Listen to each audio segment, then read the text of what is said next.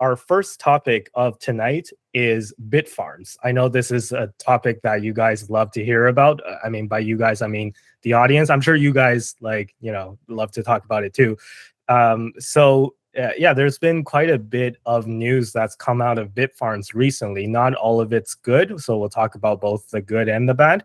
Let's just get the bad news out of the way.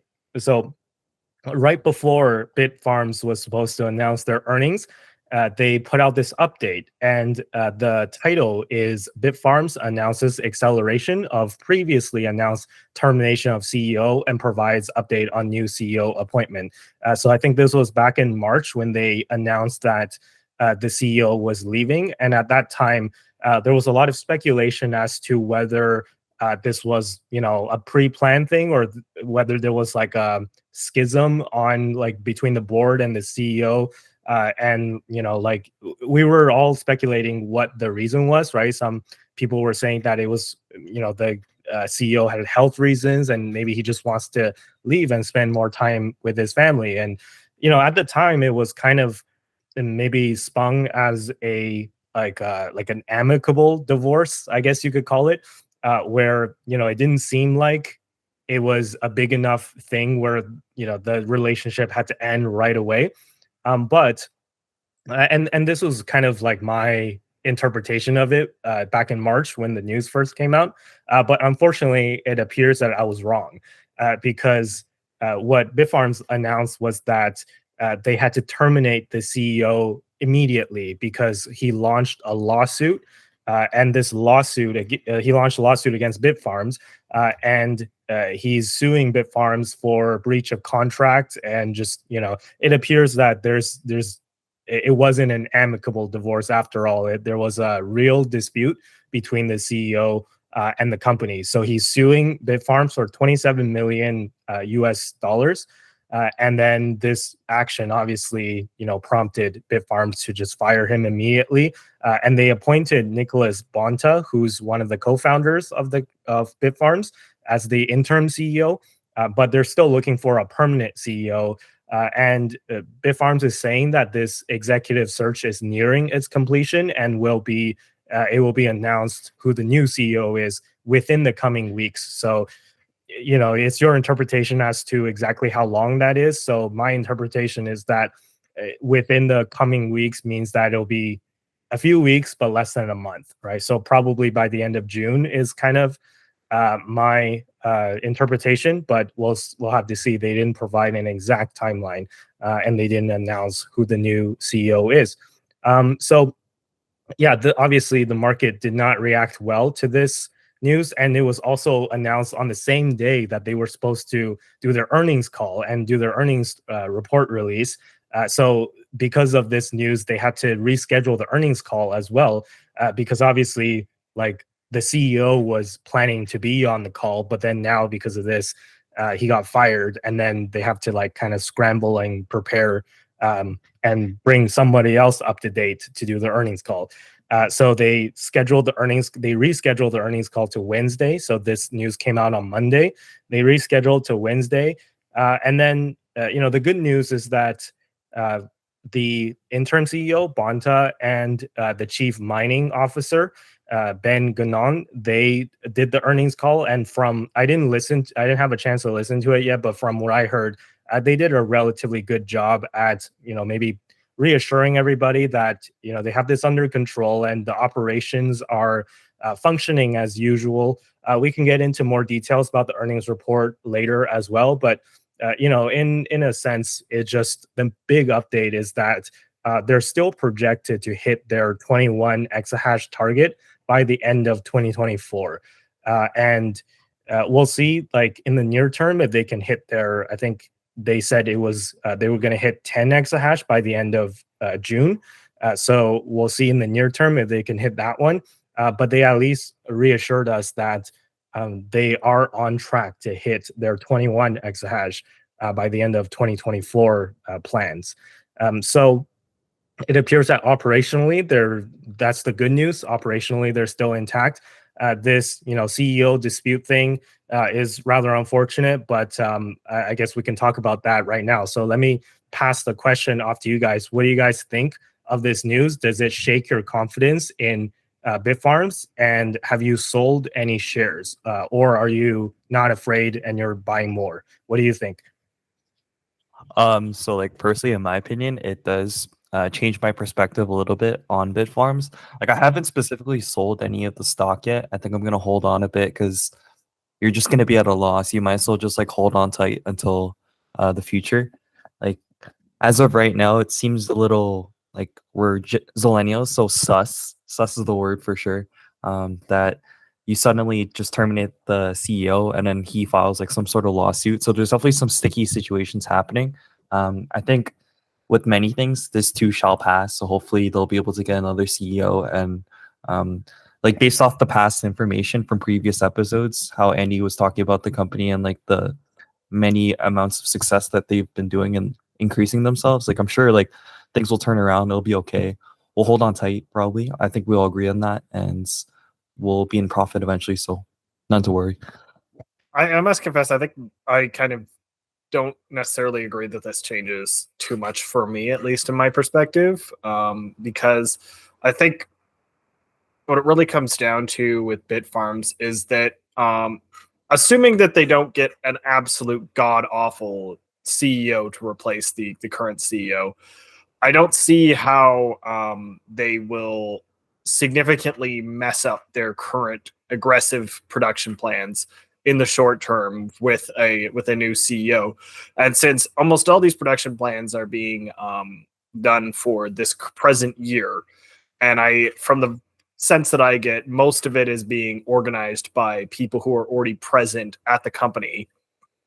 I think that the CEO change will likely not have as big of an impact on their actual production and their actual business plan and everything that's going forward, their current plans. So I'm not too concerned about it. Again, that's assuming they don't get someone who's completely going to take them in a way different direction, right? So as long as there is someone, the replacement is on board with the path that the company is currently projected to take, I'm not too concerned. That being said, it is clear that the current CEO, or I guess the former CEO now, was ejected with less than favorable. Well, like he's not happy about it clearly. So I think that does speak to there being a disagreement between the board and the CEO. So it's whether the big question is really what the disagreement is, and if the disagreement is basically that the board wants to do what they're currently doing and the CEO is resistant in some capacity, then I don't think that's necessarily a problem. The big problem is if the CEO was the one who was like, say, stopping them from doing something stupid, and the board is now, let's go do that stupid thing, right? So I think that overall, it's not something that I'm like, I need to exit this position sooner, due to fear uncertainty, and doubt of the CEO change, but it is something to keep in mind. I think that offense will either be increased substantially or decreased substantially based on who is selected as the CEO. Whether or not I exit my position is pretty unlikely. I don't think that the present CEO change will cause any long-term issues, at least for the next like 12 months ish, which is kind of more or less the timeline that I'm looking at for this position being held anyway. So I don't think that I'm that concerned personally. You Tristan, you said most of what I wanted to say as well, which is the most important thing that I focus on is how is the company doing operationally, right? And yes, like leadership does matter, and I'm not saying that it doesn't matter. It definitely does. However, as Tristan was saying, uh, unless they get someone who totally wants to, wreck the company and take it in like a really stupid direction, which I doubt, like they will, right? Because right now they have their plans laid out already for hash rate expansion. And when they bring somebody new, the easiest thing for that person to do is not to revamp everything and come up with new plans. The easiest pathway forward, the path of least resistance, is just to go along with the current plans that they have already set out in place. So I don't see like a drastic change in like in their plans, right? They're, as Ben Ganon, the chief mining officer, said, they're still on track to hit 21 exahash. So I think that that's going to be bullish if they can actually hit that. And it hasn't shaken my confidence in their ability to actually reach that target, right? So that's the first thing. And the second thing is that it's people were saying how, what if Bitfarms loses this like lawsuit, right? So if they have to pay 27 million, well, first of all, the legal system, it doesn't work that fast, right? And I believe that because Bitfarms is a Canadian domiciled company, they actually filed this lawsuit in Ontario. And being a native Ontario resident, I can tell you that our government and our legal system is very not efficient, right? So you don't have to worry about there being a judgment tomorrow of some like judge deciding, hey, like Bitfarms pay up, right? Like it doesn't work like that. It'll take probably, I would estimate, at least a year for this to play out. And to be completely transparent, I haven't sold any shares of Bitfarms since this news came out, and I don't plan on selling anytime soon. However, I do plan on selling at some point, right? I don't plan on selling in the short term, but I do plan on selling, let's say in a year from now, or whenever the kind of, Bitcoin and Bitcoin miners peak comes, or whenever I think it comes. And I can tell you that that time is not anywhere close to now. And so, but with that being said, eventually my point is that I will sell it after maybe like a year. So I don't plan on holding this position for like a super long time.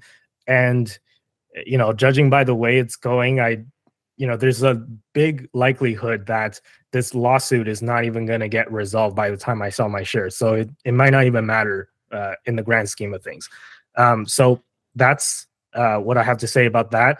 And in terms of, it's all speculation right now as to why like this schism happened between the outgoing CEO and the board.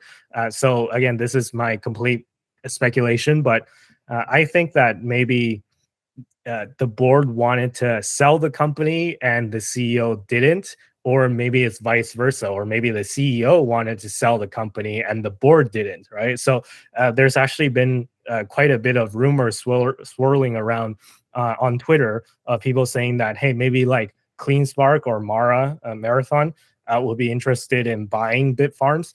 Because it would be a quick way for them to expand their hash rate really quickly, right? Like they just have to pay up, and then they get the facilities that are already operationally like running, and especially for Marathon, who also has assets in Paraguay.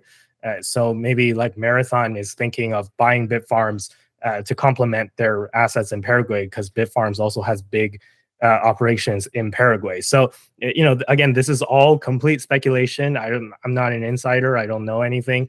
I just have shares, but I don't know like insider news. So yeah, but if this is the case, then maybe like what I could see happening is maybe like Mara approached like Morphe, right, the outgoing CEO, and then Morphe was like, hey, like let's sell the company and take the quick cash. And then the board was like, nah. And the board is made up of like co-founders who might not want to sell the company and give up their baby, right? Or it could be the opposite. Or it could be that the board wants to sell, but then Morphe was like, no, we're not doing this. I have plans in place already. And the board's like, screw you. We're going to, if you don't go along with our plan, we're going to replace you. And maybe that's what happened, right? So again, complete speculation, but what do you guys think of that theory that the selling Bitfarms to another company is maybe what caused the schism? I guess anything's in the air. I think all of your like points are pretty valid, and then those definitely could be like possibilities for sure.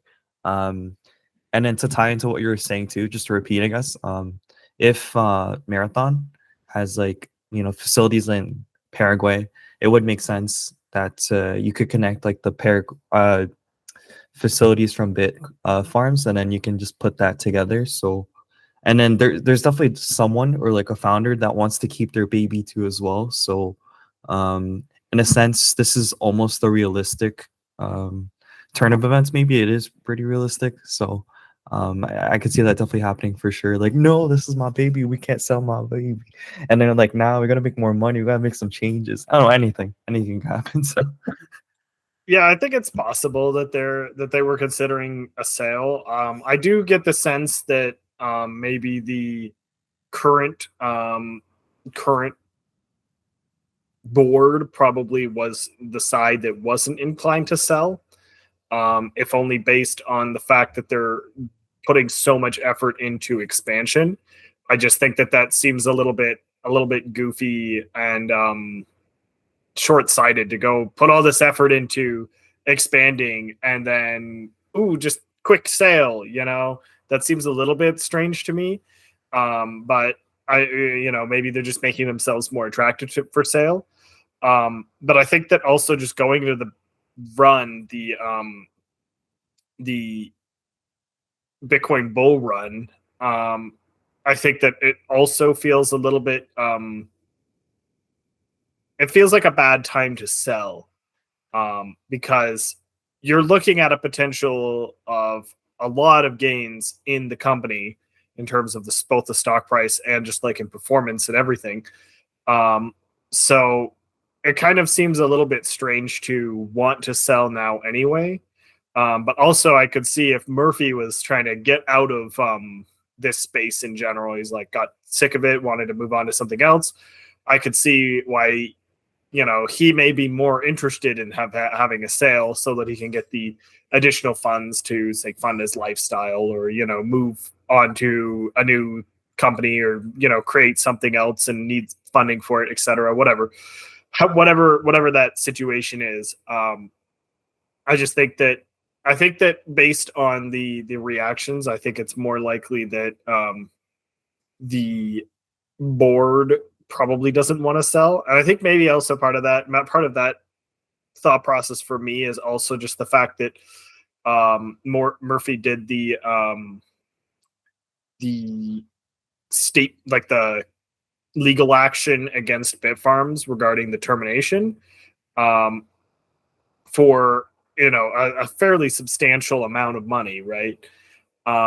So I think that maybe that does kind of show that there is more. He's looking to get an influx of cash, and maybe that is part of it, is that he was more willing to sell, and therefore he would get also an influx of cash from a sale, presumably. So maybe I'm just reading into that. And again, maybe they weren't looking to sell, but this is just some speculation. We obviously don't really know what the heck we're talking about on that front. Yeah, I mean, it could be a completely different reason altogether, right? But yeah, I think there is maybe some like little tidbits of evidence to point in that direction, but honestly, who knows?